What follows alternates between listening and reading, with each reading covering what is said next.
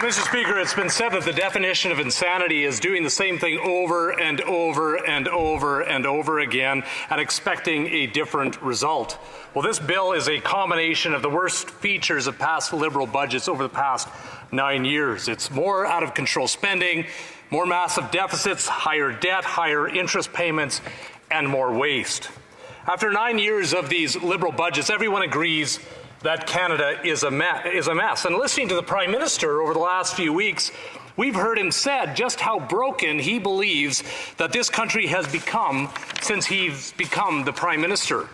His admissions have been frank. He has said that Canada is no longer fair for Canadians. And I'm quoting, he said, "Life sucks under his leadership." He has said, it used to be that the deal was if you worked hard at a good job and you could afford a home. That doesn't seem to be the case anymore. He's talked about the hardship that he has caused.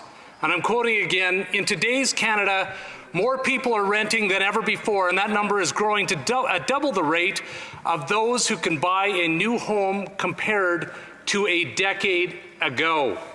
Nearly 2/3 of young Canadians rent their homes, and they spend a greater share of their income on housing than other generations. He's talked about the desperation that he's caused, and I'm quoting, "The idea of a really strong, exciting future seems further and further away now than it did just a few years ago. The loss of hope and optimism is devastating for people's morale." And I'm continuing to quote, he said, "Many young people want to start a family, but they don't know how they can afford something bigger than a one-bedroom apartment. And with the costs of groceries, monthly bills, and all other realities of life going up, well, that can make it really hard to save for the future, hard to get ahead."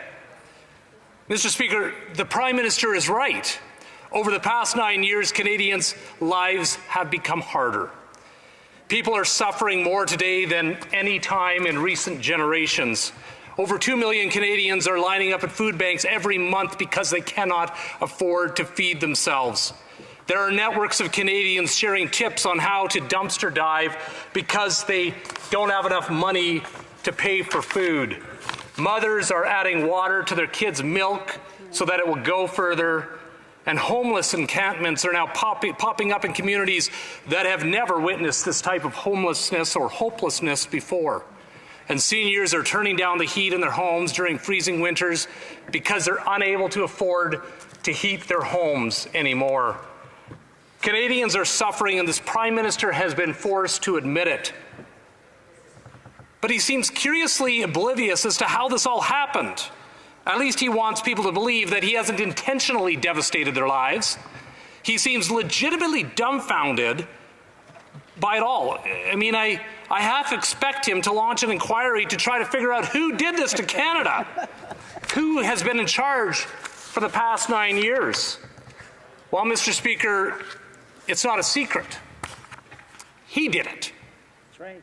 His recklessness and extremist economic policies have devastated the lives of Canadians in every generation across this country.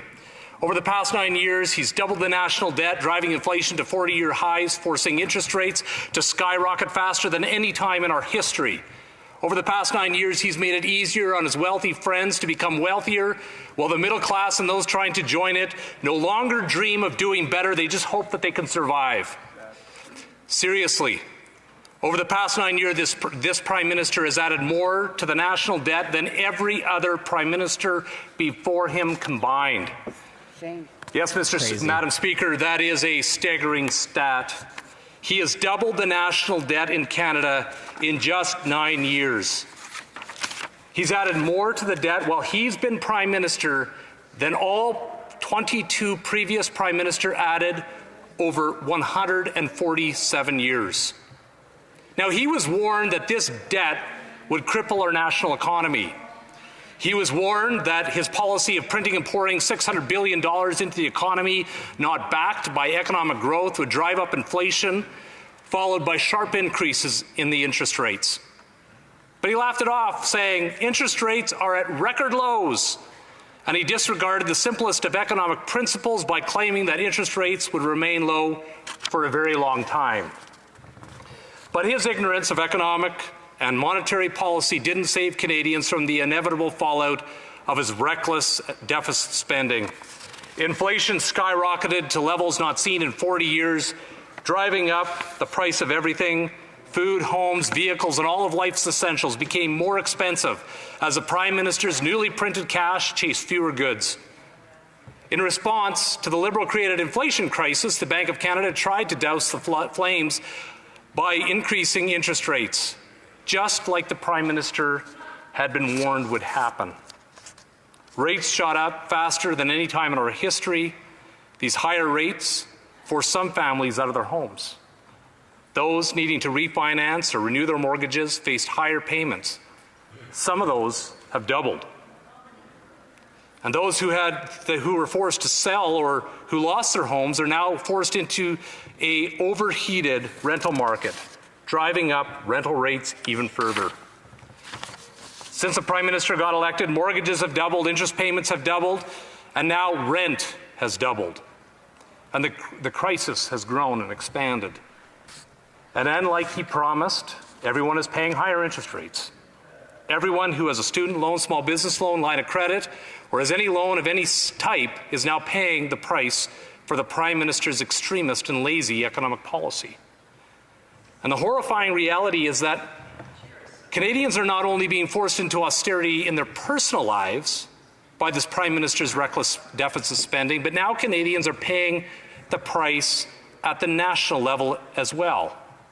Higher interest rates on the national debt, a debt that's now twice the size from when the Liberals took office. The devastating information found in the Liberals' budget document that was just released a couple of weeks ago is the revelation that Canadian taxpayers are now paying more in interest payments on the national debt than they are on health care. For all Canadians, that's the cost of running up the national credit card way past the max. As a matter of fact, put a different way, every penny that is collected in the GST in every transaction across this country is now being sent to wealthy bankers and bondholders for the interest on this Prime Minister's destructive debt. And the devastating news that's found in the budget documents is that the Prime Minister now intends to add $300 billion more in binge borrowing.